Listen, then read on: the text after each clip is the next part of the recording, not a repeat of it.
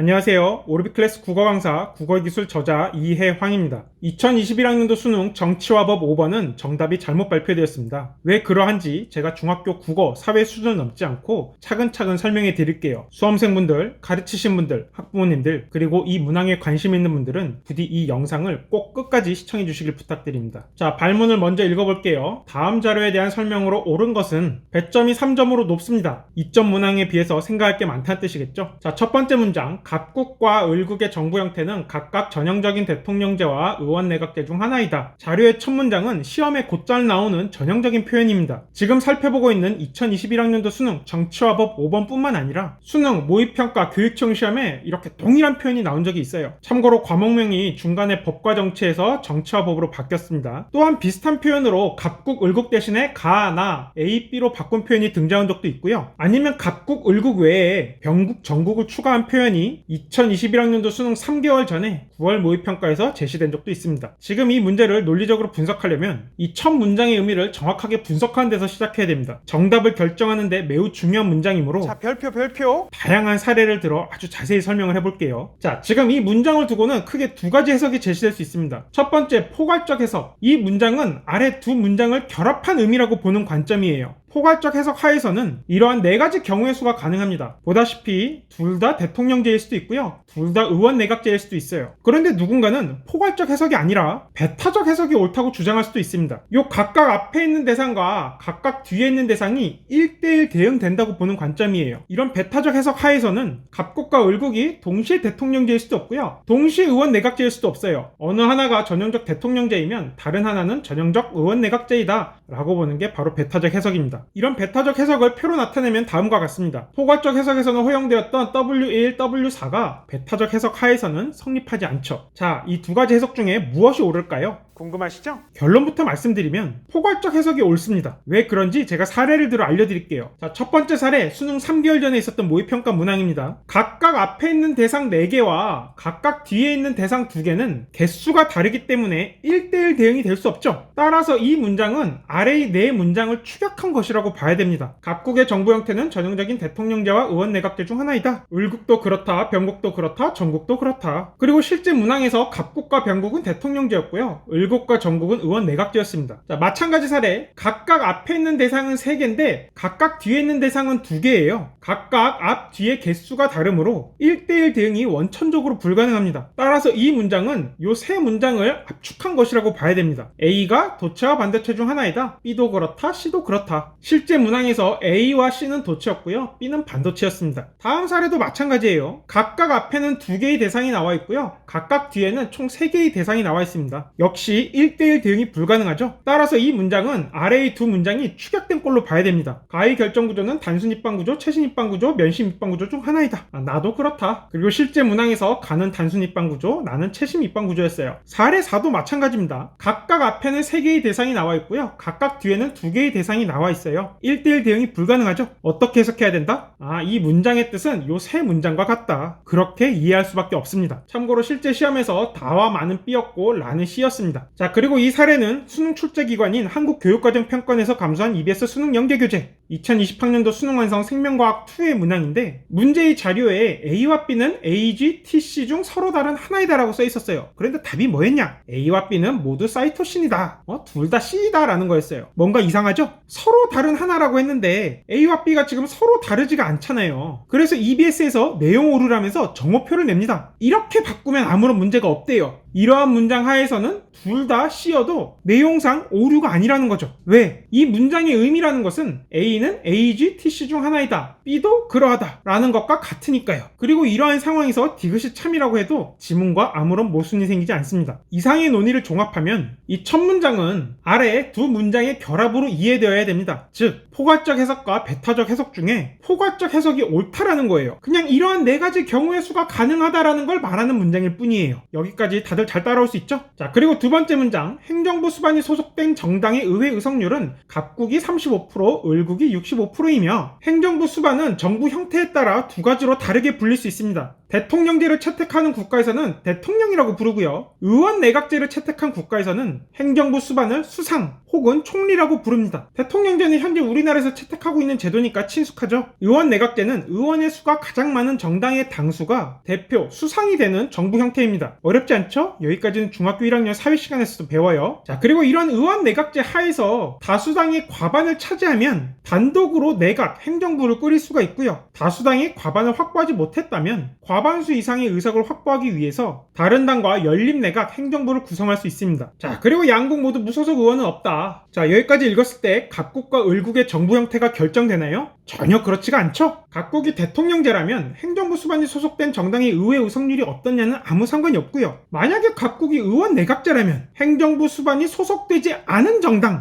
의회 의석률은 35%보다 적겠죠? 이때는 행정부 수반이 소속된 정당의 의회 의석률이 절반이 안 되므로 과반 확보를 위해서 연립내각을 구성할 수 있을 거고요. 을국은 역시 대통령제라면 행정부 수반이 소속된 정당의 의회 의석률은 아무런 상관이 없어요. 반면 을국이 의원 내각제라면 행정부 수반이 소속된 정당의 의회 의석률이 과반이기 때문에 그냥 단독으로 내각을 구성할 수 있겠다. 요 정도까지가 우리가 추론할 수 있는 전부입니다. 자, 이제 표를 보는데 질문이 뻥 뚫려 있어요. 가와 나에 들어갈 질문은 선지에서 제시되겠죠? 자, 그러면 선지를 하나씩 봐야 될 텐데 시험 친 지 오래된 분들도 있을 것 같아서 제가 출제 원칙이자 문제풀이 원칙을 하나 짚고 넘어갈게요. 문항의 답지들, 선택지들의 내용이 상호 독립적이어야 한다. 이건 수능 출제 기관에서 발표한 수학능력시험 출제 매뉴얼 사회탐구 영역에서 발표한 겁니다. 상호 독립적이다. 이건 국어 독해할 때도 굉장히 중요한 표현이죠. 상호 의존적이지 않다라는 뜻이에요. 거창해 보이지만 굉장히 상식적인 관점입니다. 예를 들어 3번 선지의 내용이 1번이나 2번 선지의 내용에 의존적이면 안 된다라는 거예요. 이러한 출제 원칙을 문제풀이에 응용하면 3번 선지를 판단할 때는 1번 선지나 2번 선지를 고려하면 안 된다. 이렇게 정리할 수 있습니다. 자, 그러면 선지를 살펴볼 텐데 이 영상에서는 논란이 되는 3번과 4번만 따져볼 거예요. 자, 3번은 나의 국민이 선거를 통해 행정부 수반을 직접 선출하는가가 들어갈 수 있다. 이건 결국 너네 대통령제 국가니? 라고 묻는 거죠. 그리고 이때 답변이 둘 다 예네요. 이 말은 갑국도 대통령제, 을국도 대통령제라는 거예요. 이러한 상황 가능한가요? 그럼요, 가능하죠. 자료의 첫 문장은 포괄적으로 해석하는 것이 옳고 그때 나오는 네 가지 경우의 수에 대해서 W1이나 W4를 제한하는 다른 추가적인 정보가 없기 때문에 제시된 바에 따르면 아무런 모순 없이 갑국과 을국은 동시에 대통령제일 수 있습니다. 따라서 3번은 옳은 설명이므로 정답이에요. 간단하죠? 자, 그러면 4번은 어떨까요? 나의 의회 내 과반 의석을 확보한 정당이 존재하는가가 들어가면 자, 이때 둘 다 예라고 답했죠. 행정부 수반이 소속된 정당의 의회 의석률은 35%밖에 안 되는데 행정부 수반이 소속되지 않은 의회 의석률이 과반인 다른 당이 있다면 이건 의원 내각제에서는 성립할 수가 없는 이야기입니다. 의원 내각제에서는 소수당에서 행정부 수반이 나올 수 없으니까요. 정리하자면 갑국은 전형적인 대통령제와 의원 내각제 중 하나인데 4번에서 소개된 질문이 나에 들어가면 의원 내각제일 수가 없게 됩니다. 그럼 논리적으로 어떠한 결론이 나오죠? 아, 갑국의 정부 형태는 전형적인 대통령제구나. 이렇게 타당하게 결론을 이끌어낼 수 있죠. 자, 그리고 을국 살펴보니까 역시 답변을 예라고 했네요. 의회 내에 과반 의석을 확보한 정당, 바로 행정부 수반이 소속된 정당 가리키는 거죠. 근데 우리가 앞서 살펴봤듯이 행정부 수반이 소속된 정당의 의회 의석률이 과반이라는 것만으로는 을국의 정부 형태가 대통령제인지 의원 내각제인지 알 수가 없습니다. 대통령제일 때도 의원 내각제일 때도 이러한 질문에 대해서 전부 예스라고 답할 수 있으니까요. 따라서 을국의 정부 형태는 불확실합니다. 주어진 정보만으로는 대통령제라고 단정해서도 안 되고 의원 내각제라고 단정해서도 안 돼요. 자, 그리고 4번 선지 뒷부분을 맞아보면 을국과 달리 갑국의 행정부 수반은 법률안 거부권을 가진다. 법률안 거부권은 대통령제의 특징이에요. 대통령제 국가에서는 입법부와 행정부가 엄격하게 구분되기 때문에 서로 견제하는 역할을 하고 이때에 행정부가 입법부를 견제하는 수단 중에 하나가 바로 법률안 거부권입니다. 반면에 의원 내각제에서는 입법부에서 행정부를 구성하기 때문에 다수당이 다 해먹는 구조이기 때문에 입법부와 행정부는 상호 협조하는 관계예요. 따라서 행정부 수반은 법률안 거부권이 따로 없습니다. 이러한 내용은 정치화법 교과서에 명시되어 있기도 하고요. 자, 그래서 내용을 판단해보면 갑국은 대통령제 국가가 확실하므로 법률안 거부권을 가져요. 그런데 을국과 달리 이렇게 단정적으로 말할 수 있나요? 을국이 대통령제인지 의원 내각제인지 불확실하기 때문에 을국과 달리라고 단정해서 말할 수가 없어요. 을국이 대통령제이면 역시 법률안 거부권을 가지기 때문에 달리가 적절하지 않게 된다고요. 따라서 4번은 단정할 수 없는 것을 단정해서 표현했기 때문에 적절하지 않은 선지입니다. 참고로 4번처럼 달리를 통해서 적절하지 않은 선지를 만드는 기법은 수능 국어나 피셀 리트에서도 종종 활용되는 방법이죠. 기호로 정리하면 이렇게 되는데 A는 B와 달리 이렇게 괄호치고 읽은 다음에 A는 P다, 그리고 또 뭐라고요? B는 P가 아니다, 이렇게 읽으면 됩니다.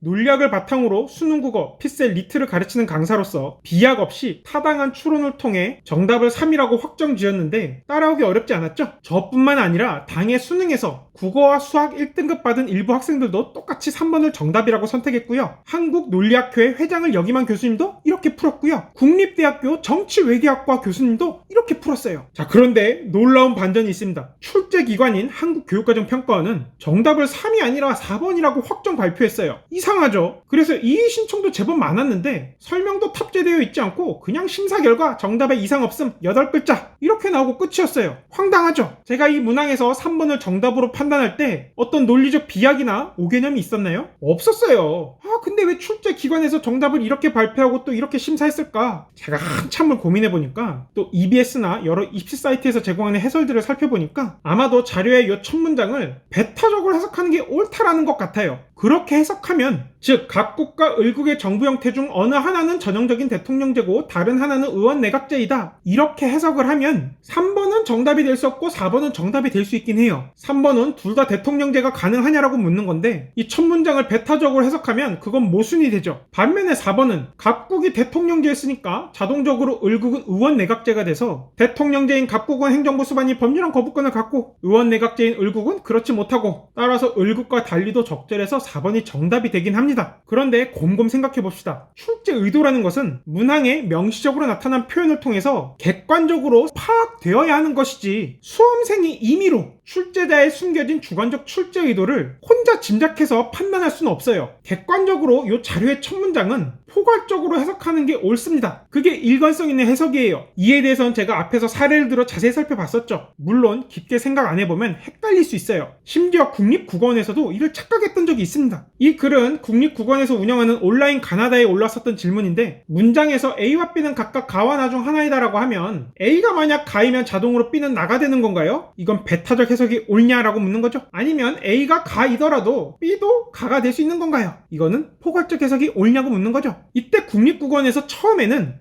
전자인 배타적 의미로 보는 것이 적절해 보입니다 라고 이야기를 했어요. 그런데 나중에 정답을 수정 보완합니다. 이전 답변에 오류가 있어요. 각각 중 하나이다 이 문장 보면은 후자의 의미 포괄적으로 보는 것이 적절하겠습니다. 혼란을 드려 죄송합니다. 지금 혹시 헷갈리면 안 됩니다. 배타적으로도 해석할 수 있고 포괄적으로도 해석할 수 있다, 문장의 의미가 중의적이다, 이런 이야기가 아니에요. 검토해보니까 포괄적으로 해석하는 것이 옳다라는 거예요. 이 내용은 우리가 앞서 도달한 결론과 똑같죠? 그게 일관성 있는 논리적 해석이니까요. 그런데 정치와 법 5번 문항에 대한 논란이 있고 나서는 방금과 같은 질문 남기면 이렇게 두루뭉술하게 중의적으로 해석될 수 있습니다 하고 그냥 넘어가요. 물론 입장은 이해합니다. 국립국어원은 문화체육관광부 소속 기관으로 법률 및 규정의 해석, 시험 문제의 정답 판정 등 소관기관의 해석이 필요한 사안에 답변해드리기 어려운 점 양해해 주시기 바랍니다 라고 밝히고 있어요. 그래서 정치와 법 5번 문항이 논란이 되니까 이전처럼 포괄적 해석이 옳습니다 라고 답변을 하지 못하는 겁니다. 혹자는 이렇게도 이야기해요. 각각 중 하나이다 문장은 관례적으로 배타적으로 해석해왔다. 따라서 2021학년도 수능 정치와 법 5번도 배타적으로 관례적으로 해석해야 돼. 근데요, 그런 주장에는 몇 가지 문제가 있어요. 첫째, 과연 문장의 객관적 해석 가능성을 단순히 관례라는 이유로 제한할 수 있는가 하는 문제가 생겨요. 정당화되지 않은 관례로 문장의 객관적 의미를 임의로 축소하여 이해하는 것은 논리적이지도 않고 교육적이지도 않아요. 두 번째 문제, 관례적으로 배타적으로 해석해왔다라는 문제들을 살펴보면 각각 중 하나이다 문장 앞 뒤로 두 대상이 서로 다르다라는 언어적 표현이 있거나 혹은 이에 상응하는 표, 그래프, 그림 같은 자료가 추가로 덧붙어 있습니다. 따라서 지금 이 문항처럼 논란이 안 생겼던 거예요. 게다가 제가 여러 기출문제들을 살펴보니까 진짜 관례라는 건 따로 있더라고요. 두 대상이 다른 두 대상에 1대1 대응되길 요구할 때 쓰는 표현은 이런 것들이 있어요. 둘 중 하나는 요거고 다른 하나는 요거다. 혹은 A와 B는 반도체와 절연체를 순서 없이 나타낸 거다. 순서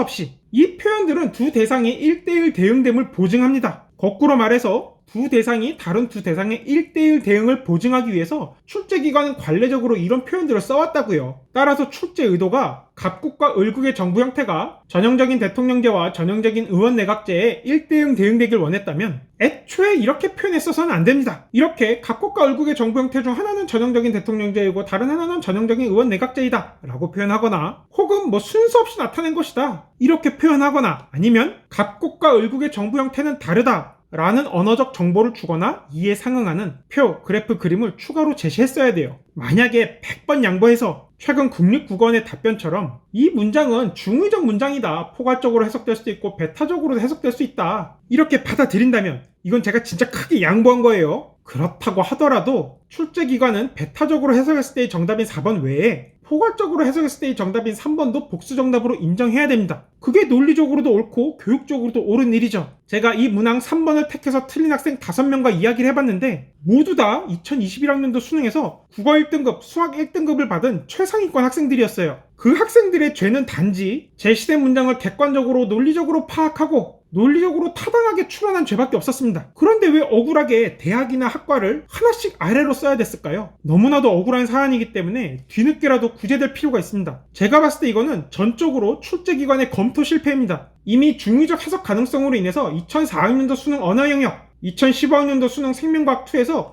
복수 정답이 인정된 적이 있어요. 그래서 수능 출제 오류 개선 방안 문서에서 문항 검토 과정에 중의적 표현으로 인해 복수 정답의 가능성이 있는지를 검토하는 것이 추가되었고요. 하지만 안타깝게도 2021학년도 정치화법 5번 문항은 검토 과정에서 중의적 표현으로 인해 복수 정답의 가능성이 있는지 충분히 검토되지 못했고, 또한 이의 신청 내용을 검토할 때도 정답을 변경하거나 복수 정답이라고 발표할 기회가 있었지만 어찌된 일인지 아무런 설명 없이 아무런 문제 없다 하고 넘어갔습니다. 이럴 거면 뭐하러 정답 이의 신청 제도를 두고 있는지 잘 모르겠어요. 결국 남은 방법은 두 가지입니다. 억울하게 감점당한 학생들은 안 됐지만 이런 부당한 대우도 인생의 좋은 경험이라고 생각하고 넘어가거나, 혹은 피해 구제를 위해서 적극적으로 국가를 상대로 행정소송을 하는 것입니다. 만약 행정소송에 참여하고 싶은 2021학년도 수능 정치화법 응시한 수험생이 있거나 혹은 행정소송에 도움을 주고 싶은 분들이 계시다면 아래 메일로 연락주세요. 저랑 같이 이야기해봅시다. 참고로 이 문항에 대해 법원 제출령 검토 의견을 주신 두 교수님의 의견을 간략히 핵심만 소개합니다. 첫 번째, 한국논리학회 회장 역임 교수님 의견. 각각 중 하나에다는 포괄적으로 해석되어야 할 것이다. 3은 정답으로 고려되어야 할 것으로 보인다. 4의 나에 대해 을국이 예에 해당한다는 것이 을국이 의원내각제라는 것을 보증해주지 못한다. 두 번째, 국립대학교 정치외교학과 교수님 의견. 갑국과 을국의 정부 형태는 각각 전형적인 대통령제와 의원내각제 중 하나이다라는 표현은 갑국과 을국이 모두 대통령제인 경우와 모두 의원내각제인 경우를 허용한다고 보는 게 맞다. 출제자가 만약 한 나라가 대통령제면 다른 하나는 반드시 의원내각제여야 한다는 의도를 가졌다면 두 나라의 정부 형태가 같지 않다는 점을 명시했어야 한다. 수능시험처럼 제한된 시간에 많은 가능성을 고려해야 하는 환경의 수험생들을 몰아넣는 방식의 시험에서 문헌의 모호성과 관련해서 출제자가 불확실성의 혜택을 누리게 된다면 사실적으로든 논리적으로든 다양한 가능성을 포착할 수 있는 학생일수록 모호한 문헌에서 특정한 결론을 이끌어내야 하는 부당한 추론을 강제당하게 된다. 그러므로 이런 상황에서는 수험생들이 불확실성의 혜택을 누리는 것이 마땅하고, 따라서 해당 문헌은 두 나라 정부 형태가 같은 경우까지 허용하는 것으로 해석되어야 한다. 선지 3은 만일 출제자가 의원내각제에서는 행정부 수반을 국민이 직접 선출하지 않는 데 비해 대통령제에서는 행정부 수반을 국민이 직접 선출한다 라고 생각했고 이 생각이 맞다고 양보하더라도 원고 측에서 주장하듯 이 주문을 포괄적으로 이해한다면 맞는 답이 되므로 복수 정답으로 인정해야 한다. 이 자리를 빌려서 법원에 의견을 제출하도록 허락해주신 두 교수님께 감사드립니다. 그리고 여기까지 영상을 끝까지 다 들어주신 분들께도 정말로 감사드립니다.